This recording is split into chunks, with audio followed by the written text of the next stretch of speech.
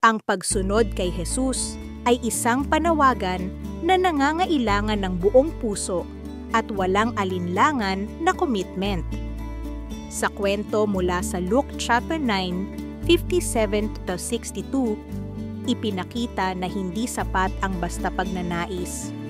Kailangan ang handang isakripisyo ang lahat, kahit ang mga pinakamahalaga sa buhay. Ipinapaalala sa atin na ang tunay na pagsunod ay hindi madali, pero ito ang daan tungo sa walang hanggang gantimpala. Kaibigan, handa ka bang talikuran ang lahat para kay Kristo?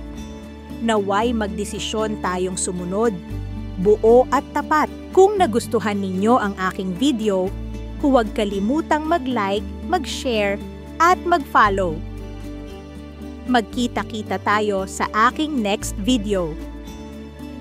Ikaw, ano masasabi mo sa ating pagbubulay ngayon?